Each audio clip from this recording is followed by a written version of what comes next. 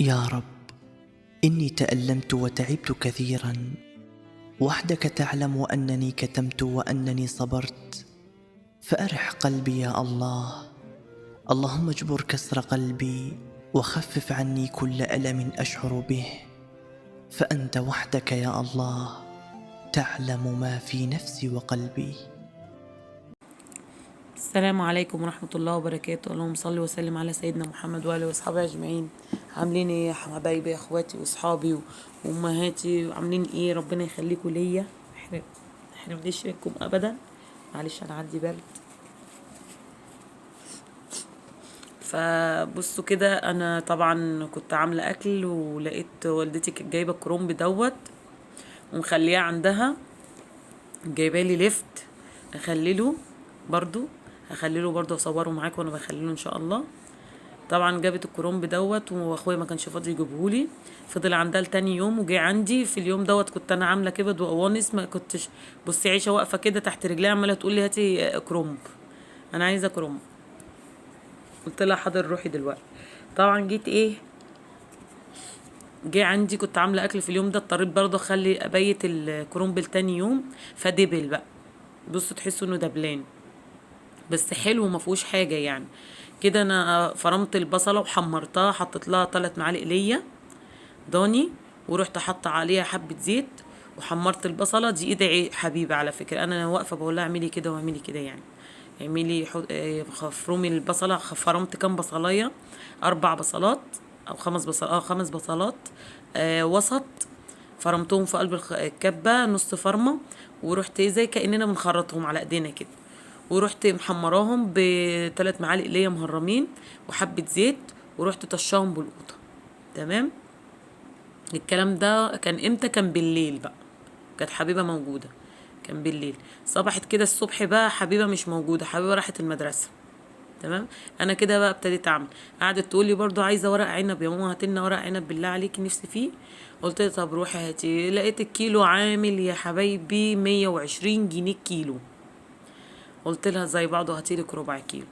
رحت جايبه ربع كيلو وايه، وهعمله معاكي دلوقتي، هنعمله مع بعضينا دلوقتي.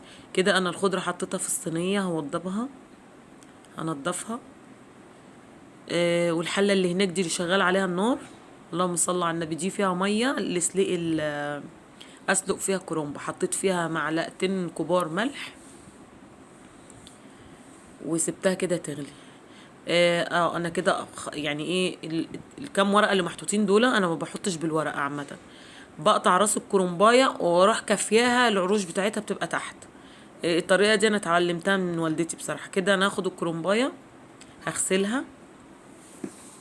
غسلتها وحطيتها، انا بس قصه الفيديو عشان ما يطولش عليكم. مسكتها غسلتها كويس تحت الحنفيه، ورحت حطها واحطها بقى العروش بتاعتها لتحت، وايه واحطها تغلي تغلي وارجع اروح ايه قلبها. ليه بقى الكام ورقه اللي انا حطاهم دول لوحديهم؟ ليه كنت حطاهم؟ لان وانا بقطع الكرنبايه دايما بتلاقيها من بره فيها كام ورقه كده مش ماسكين في الكرنبايه سايبين. فانا لو حطيتهم مع الكرنبايه وانا بقلبها شمال ولا يمين وهي بتتسلق، هيروحوا متقطعين مني. فانا بروح واخداهم سلقاهم لوحديهم الاول، غسلاهم، غسلتهم وسلقتهم لوحديهم وبعدين طلعتهم. تمام. كده بقى ايه، انا بوضب الايه الخضره، بشيل منها الحتت اللي هي الميته والورق الاصفر والكلام ده كله بنضفها.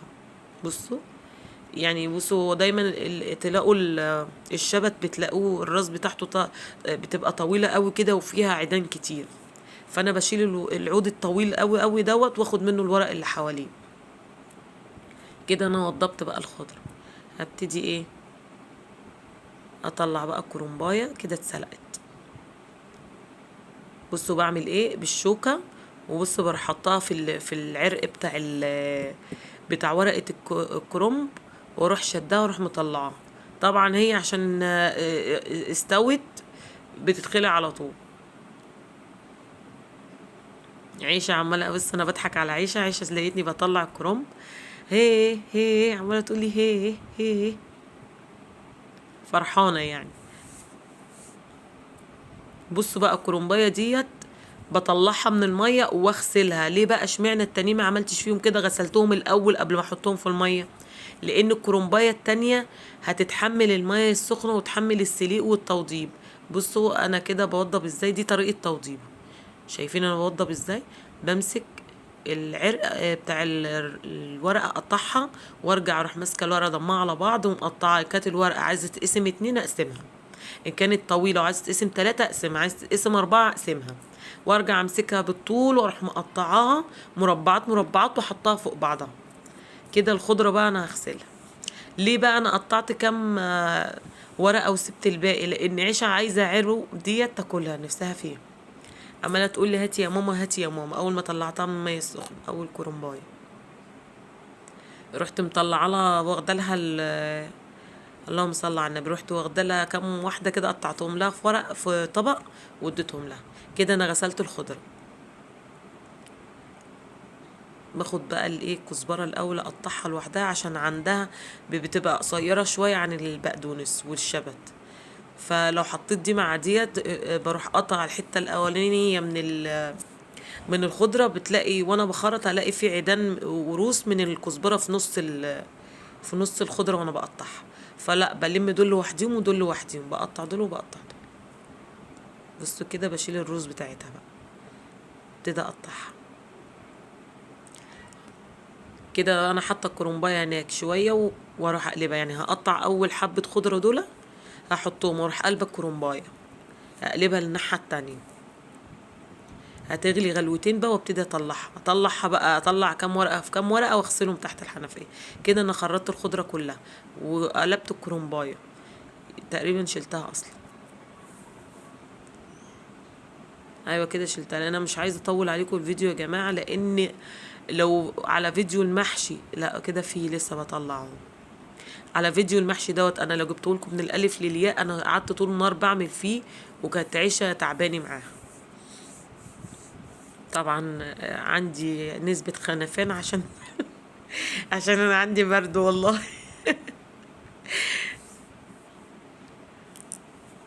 بالله عليكم يا جماعه، بالله عليكم تسمعوا لي اعلانات. يعني بالله عليكم تشاهدوا لي اعلانات عشان ايه؟ يعني تعلوا شويه من الفيديوهات بتاعتي والكلام ده كله. وبالله عليكم ما تنسونيش في اللايكات، انا اللايكات ميته خالص. ما اعرفش يعني، مع انه والله انا يعني مش شايفه ان انا بعمل لكم حلقات وحشه يعني. الحمد لله. كده بقى انا هشغل على اشغل على الصلصه. كده انا حطيت معلقه توابل محشي، المعلقه اللي احنا بناكل بيها دي، مليتها معلقه الا ربع كده توابل محشي. وكده معلقه كبيره ملح، وكده معلقه كبيره فلفل اسود. عايزه اقول لكم محشي الكرنب بالذات روحوا الفلفل الاسود. تمام كده. ولع بقى احط ايه، لان الخضره بتنزل ميه، فانا ما بحبش احط الخضره على الصلصه وارجع احط الرز واقلبهم وحشي. لا، الصلصه الخضره مجرد ان الواحده تحطها على الصلصه وتسخن والصلصه سخنه بتلاقي الخضره بتنزل في ميه، تلاقي الصلصه بقت كلها ميه، تحسوا انها بقت طريه كده زي ما تكون مش متسبكه.